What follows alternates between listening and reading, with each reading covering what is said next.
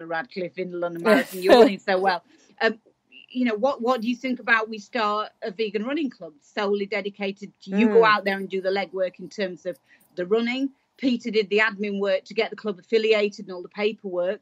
And it was just this idea that I would be running through the streets of London with a billboard across my chest, vegan, that people could, they can love it or hate it, but you're in the elite race. You're coming top 20th in the London Marathon. They've got to connect that word with positivity. And at that time, that's 16 years ago, there wasn't this mad craze around veganism. People didn't even know what the word meant. They hardly knew what vegetarian was. Yeah, that's probably one of my proudest moments that we started Vegan Runners. Now I think it's the second biggest running club in the UK. Woohoo! Yeah. So High vegan fat. That's amazing. That's so incredible. And you were just mentioning I also hate running. Do you really when you're in that marathon, what's your state of mind? Do you really oh, I hate this, and is that also kind of fueling you, or how do you get through it? Truly what I'm thinking about, and it's honestly the truth, that it's kind of all the pent up anger and frustration that I can't display in any other way, coming out in me for the injustice against the animals. Doing this to myself, hurting myself that bit harder, is gaining a little bit more justice for them. In other words, a better position in the race, being there, showing what I can do as a vegan, showing what I can do without harming animals. It's all about that for me. So I really know, I can't imagine what it would be like to hurt another living creature, but I can certainly hurt myself. Do you know what I mean? On their behalf, I can do that. And for me, I didn't have another way of doing it. This is the only way I can live my life, and I wanted to promote veganism positively. I just wanted to make people aware that you can do this without harming others. And there wasn't social media at the time. There wasn't, I Instagram it or Snapchat it, or there was none of that. You've got to be. I mean, I did this podcast in America with a guy called Nimai Delgado. And he comes to my bedroom, my hotel bedroom, and he's setting up for this podcast, all this gear he's getting out. And I said, it's a bit of a strange world to me, this. I don't really understand it. I'm having trouble with my mobile phone at the minute. I don't get all this. And I said, just check back for a minute and think, how would you get your message out there if you didn't have social media? And you looked at me quite honestly and said, I really don't know. I don't think I could. And that's where I was 16, 17, 18 years ago. You've got to get the mainstream media on side. And the only way you were going to do that was either positively or negatively. And I'm not a negative person, so I wanted to do something positive. So that's why I run. And something also that really got you out there, and you were seen by, that's really amazing. Well, I mean, because I couldn't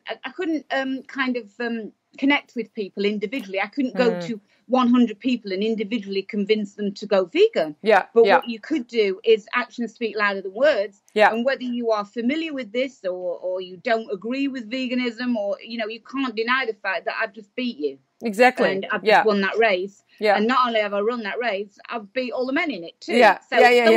Some things actually, and I've been told I'd never run again. So something is in my favour. And when you look at it, there's only one defining thing that's different to all you guys, and it's the fact that I'm vegan and I have been for a very, very long time. And exactly. So that was just a statement. I don't want to kind of stand and argue with people. I wanted to create the facts so that, people can, say it's just a belief, or it's your opinion. But I just wanted to create facts that say exactly. You can't argue with that. And in form of action as well. You're a living proof of what you're stating. That's also what I really admire so much about you. And so the running, you mentioned it before, you do for the animals, and you also have Tower Hill Stables, right? That's your sanctuary. Yeah, that's our animal sanctuary. Okay. So I went vegan when I was 6 years old. That seemed enough at the time. I didn't even know what the word vegan was. I just knew the principle behind it. I didn't say to my mum, Mummy, I want to go vegan. I wasn't some super intelligent kid. It was just a principle. I don't want to harm animals. Yeah. So moving on a couple of decades, you kind of think, right, what's the next natural progression? It's to be able to nurture, to be able to save animals. Always a dream, never thought it'd become a reality to have an animal sanctuary. It was a long-winded process that got us to Tower Hill Stables. It was actually, we've been dreaming of having a sanctuary for years, but I never thought it'd be a reality. And I was doing little bits of rescue. We got dogs and cats and chickens, and I got horses at local farms. And then one of the horses had a terrible accident, and that was the kind of thing that pushed us over the edge. You know, Oscar nearly lost his life. I'd been literally going to work all hours God sends in London to pay someone else to have the horses in their care during the day, and they basically screwed up and let people go into Oscar's field and shoot rabbits. Oscar had got startled, he'd run into a fence, and that was it. We nearly lost him. So we literally just any money we could lay our hands on, everything. My mum just went into super overdrive.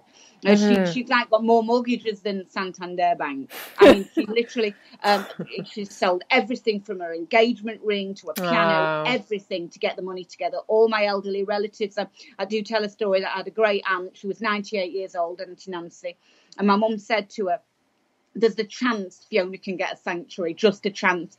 And Auntie Nancy went to her bed. She got a sock under a mattress with £1,000 in for a burial and for a funeral. She said, give her this and I'll have to hang on a bit longer. So and literally that was in 1996, and we got Tower Hill Stables. And it wasn't, amazing. I dreamt of having a place of sanctuary for the animals. I didn't dream of having some sort of formal animal sanctuary.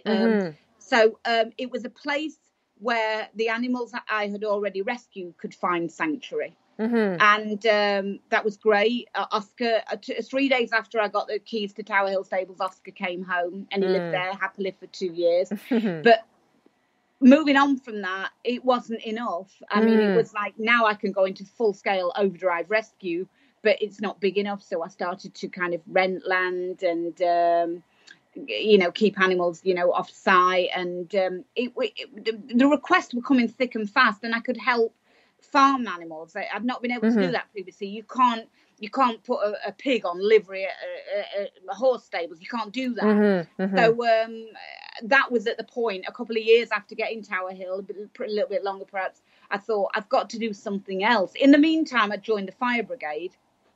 Because it was just a local resource that I could kind of bring awareness to probably an audience that weren't necessarily thinking about veganism back in the late 90s. They weren't thinking about females as firefighters back in the late 90s in the UK, and draw their attention to the fact that, you can operate on some really, really physical kind of forum, male-dominated forum as a woman. Exactly. But I wanted more. I kind of I just wanted to promote veganism. That seemed the answer. I mean, I kind of quickly worked out that I could rescue like 400 animals.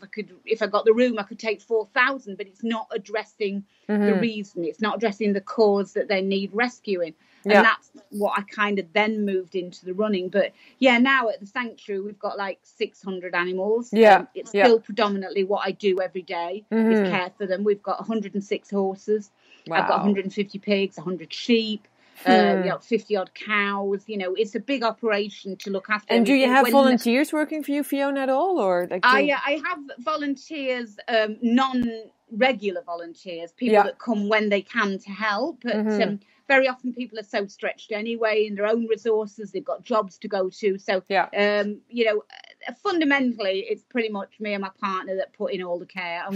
When Keegan came, he's kind of looking around and he's saying, oh my God, this is just suicidal. That's the only way I can talk about your life. It's suicidal. I mean, I get up at 3:30 in the morning. I have to cram the work in, and I go to bed about 10:30. And in that period of time, I care for animals and I run. End of life. That's all I do. Animal care, running, done. That was the day. The running's over. Like, I'm literally running back outside in my running shoes to get on with the looking after the animals. But I'm fortunate. It's easy to motivate myself because I actually see every day the ones that I care for. But when I go out, it's hard for me to explain, and I don't know if people will understand. when I go out, there's like 600 happy faces, very relaxed, very chilled, very secure in their own environment. But they're not the ones I see looking back at me. I see the ones in cages. I see the ones that don't have that, like, I won't say privilege because it's their right. I mean, I do lucky, but no, understand exactly it's the other ones that are really, really unlucky, and the injustice is what drives me. Totally. It's a big operation to keep going, Tower Hill. And so you promote, like, by you doing all the running and doing, you know, like the traveling and the running and all these amazing work that you're doing, like that is also giving money to the animals. Then again, like everything you do goes straight back into your sanctuary. Absolutely, everything I go. I mean, I've never actually taken a speaker fee for doing anything. I don't ask for anything, but if people want to make a donation to the sanctuary, that's great. Everything we do, all our money goes into the sanctuary. My parents' pensions, all my mum's money over the years have gone into the sanctuary. Martin's salary, my own wage, everything. And I'm constantly, you know, looking to do more and help more. But it's a very expensive thing to do. Absolutely, very, very expensive. You have so many animals to feed, to look after, the land that you have to maintain. Like, it's absolutely incredible. So I think it's really important, like, to sort of state this as well on this podcast, like. We will have your website there in the notes, and people should really go and check it out and see all the amazing work. And I saw that you can adopt like animals, like, you know, you can actually sponsor an animal and see the names and see their beautiful faces. And you can also come and stay at the sanctuary. I mean, we do a volunteer program where people who can come, come regularly, come and help, and they can work on projects. You know, that I can't rely on volunteers for the everyday running, the feeding, but there are add-on jobs that need doing that volunteers can come and do. And at the farm where I'm at, people can actually come and stay. We've got an Airbnb. My mum runs that. So we've got 2 rooms there that people can come and stay in and actually be around the animals. And because you and your partner Martin, it is, right? Isn't it? You live at the sanctuary, or? Well, there's 2 sites. Martin lives at one site and I live at the other site. And so I live with my parents up at this site. So between us, people can visit either site and stay at either one. It's just logistically, it's just got so big that we needed another site. We needed more land. We had to get more land for the animals, because when you've got so many large animals, relying on rented land, it's kind of changed in the UK, especially where I am in the southeast of England. Everyone is looking now for speculative building options on land. So if you're on rented land, people are kind of like, oh, but I don't want to rent it to a sanctuary because, you know, I might get building permission. Everybody's looking, you know, for that sort of thing. So it's on very tenuous ground. You can't really kind of, if you get evicted and you've got like 20 horses to house, that's not going to be an easy thing to do. So we split ourselves between the 2 sites. No, that's absolutely an amazing thing to do, to come and help you out, or, you know, just donate money to you and all that kind of stuff. I'd love to come and visit you, by the way, Fiona. I mean, you definitely. Must come. I will love. I'd love that. That's amazing. And so with that, you know, with caring for all these animals, did you have to learn also about, like, I mean, you're not a vet. Like, did you have to learn about how to look after them when they get sick, or when something happens, or these kind of things? Yeah, I mean, I've always been around animals, and I think it's kind of a sixth sense that you actually get to know. I mean, horses especially, I mean, the vet says you know more about them than I do. You know, I can't operate on them, but, you know, I know. Yeah. I know the things, you know, it's very individual care here. It's continuity of care. I know every animal individually. So I know when things are wrong. I know when to flag up. And somebody else might come in and think something's perfectly normal. And I think, no, that's not normal for that animal. Or vice versa. It's kind of years and years of experience you get. I've pretty much seen it all amongst the kind of animals that I care for. I've got a very, very good farm vet who looks after the horses as well, who we work together. I mean, he knows probably I know more about each individual animal, and he obviously knows more about the medication and like if they need an operation, but together we work well to keep costs down as well.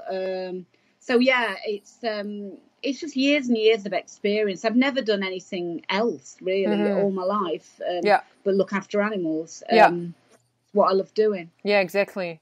And do you have like a specific, vet person or something that you have a personal bond with that comes to that if you have any problems with the animals, they are at your call or something, or they come and help you? Yeah, I mean, we had a bit of a shake-up actually since the film. Andre, my farm vet, he actually left practice. He was having difficulties at the practice he was working in. He moved on out of. I still keep in touch with Andre for advice over the telephone, but he's gone too far out of